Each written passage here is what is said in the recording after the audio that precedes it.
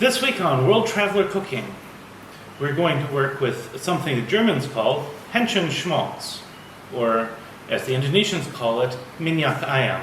This is rendered chicken fat. The Yiddish call it schmaltz, and it's just a generic cooking fat in Yiddish cuisine. If you're trying to master Yiddish cuisine, this is one of the fundamental ingredients that you need to be able to make. So this will be on the fundamental series as well as the German food series and the Indonesian food series.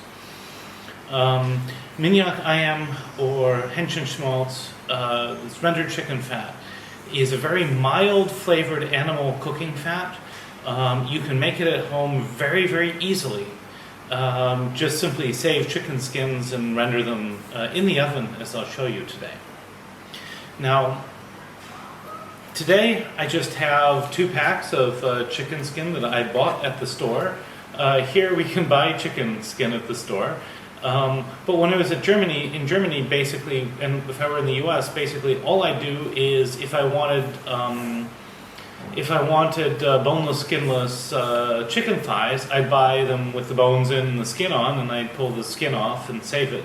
And I'd pull the bones out and save them for making stock, which I'll cover in another video at some point. So I bought this here for convenience, but you don't have to. You can just simply, pull the skin off the chicken yourself. And then to make Griebenschmalz, once we've done rendering this, we will fry an onion in it, and then we will set it aside for in the refrigerator to harden, and then this can then be spread on bread. It's by the way, it's completely delicious, and that's what we'll taste today. So, now. The other thing is that if you render this in the oven, I recommend using the oven. Some people do it on the stove. It's a little harder to do it on the stove. You'll get you can render it, but it's going to end up burning more easily and stuff like that. So I highly recommend the oven. You're going to get these wonderful crispy chicken strips. Chicken skin strips, rather, which are wonderful, tasty snack. And I will probably do the taste test with those. And then later on I'll come back for the Henchenschmalz taste test, simply because it'll take a little bit of time to solidify in the refrigerator. To get started, I'm going to cut my chicken skin into strips, and I'll lay it out on a baking sheet. So here I've laid out about as much of this as I can without a whole lot of overlap. You don't want much overlap because then the pieces that overlap are likely not to brown and crisp up properly. And we also like to eat the chicken skins, right?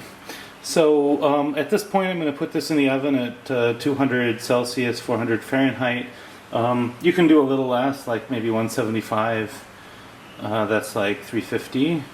And basically, we'll be back when the chicken skin is browned up. So now these are crisping up nicely, so I'm going to remove them. You can let them get a little more brown than this, and it will deepen the flavor of the schmaltz, but I'm not going to do that today, so I'm going to take these out and put them on a paper towel, and I'll pour the oil off into a bowl. So in the middle of this, I'm going to do a very simple taste test.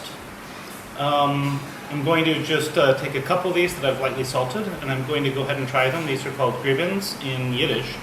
And they kind of, you can use them kind of similar to like what you would use bacon, but of course you can have kosher fried chicken skin.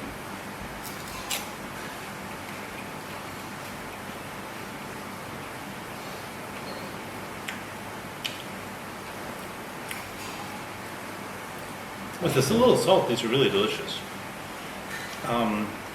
They're tasty, savory, rich. They're really nice. Now I'm going to save a bunch of these, and I'm going to actually crush them up and add them back to the schmaltz to make the spread for the bread. So I'm not going to eat all of these this way, but because it is a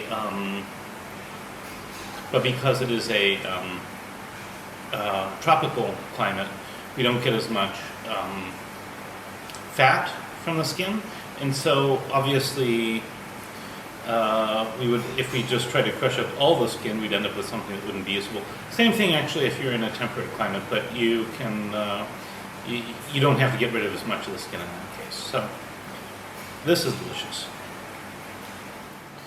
So here we have the chicken fat. You can see even here in the tropics that rendered a fair bit of chicken fat.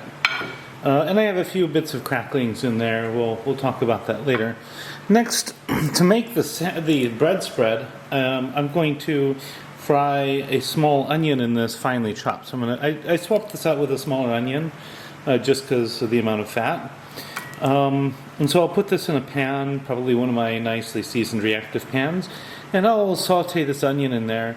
When I get done with that, I'll crackle in a bunch of the smaller pieces of this to create sort of a nice mixture, and then I'll put this in the refrigerator to set. We'll come back and taste it tomorrow on bread.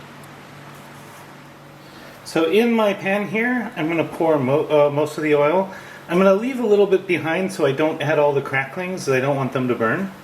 I'll let this heat up a little bit, and then I will add the onions. And you can add more or less as much onions as you like, but you don't have to let it heat up for too long. Basically, we just want to fry these until, ideally, we're not trying to caramelize them, we're trying to actually fry them. So we'd like them to get a little bit crispy, but not burned.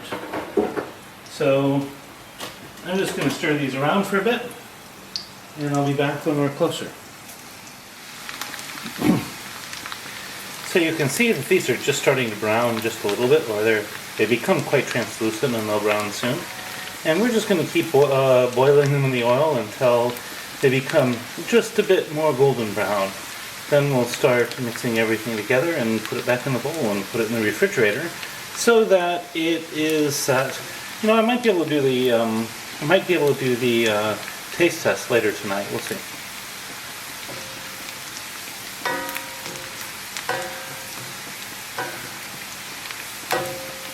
Now, sometimes people also add apple here.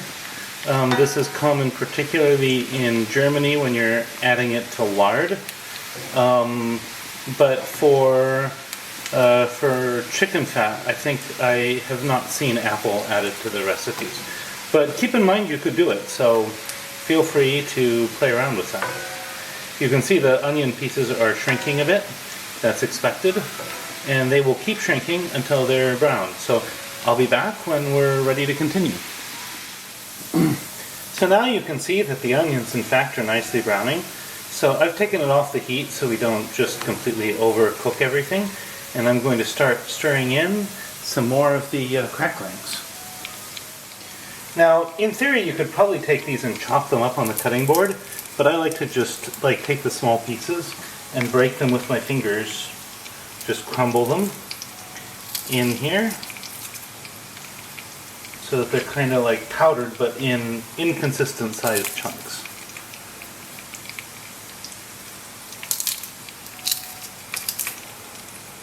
If you have nice big pieces you want to eat separately, feel free to save them.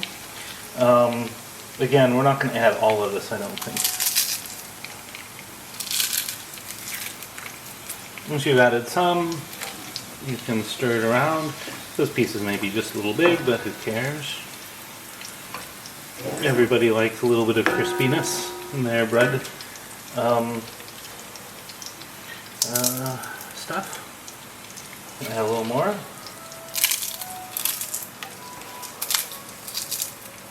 If you have pieces that aren't really crispy, don't put them in.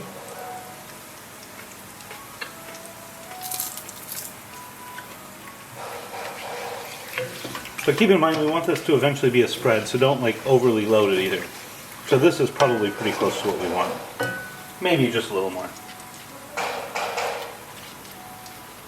I think that's actually probably correct, right where we want it though. So I'm going to take this out and put it back in the bowl. We'll put it in the refrigerator and we'll be back once it is set. So now this has been in the refrigerator for at least 12 hours and it is set. In other words, it's it's become solid. Now the problem here is that the onions are on the top and the cracklings are on the bottom. So what I'm going to do to fix that is I'm going to sort of fold everything together, mash it together, and basically make sure everything is well mixed and well stirred. You're going to see that a little bit in the middle still has not fully set, and that'll still allow this to be easy to work with at this stage. And here we have our final Griebenschmalz mit Zwiebeln, and I'm going to go ahead and now put it on some bread, and we'll go ahead and do a taste test. So here I have some ciabatta from last week's video, and I'm just going to take some with a knife of this Griebenschmalz. I'm just going to spread it on top. So on goes the sprinkling of salt.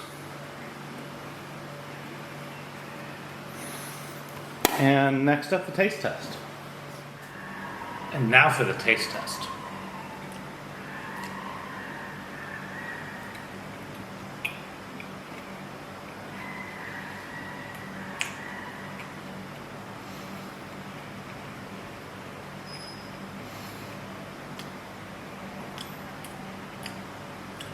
This is actually really interesting.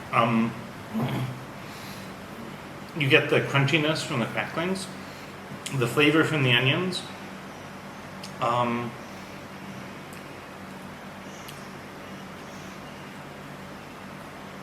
It's really quite delicious. At the same time, I also kind of understand why people would add apple to this.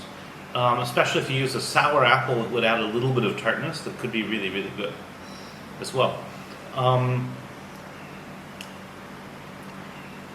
This is, however, quite delicious as it is. It just kind of, just sort of the aroma keeps going on. It's really quite nice. Now, if you make something like this, I'd love to hear how you do it differently in the comments. If you like this content and you'd like to see more of it, please comment, like, share, and subscribe. And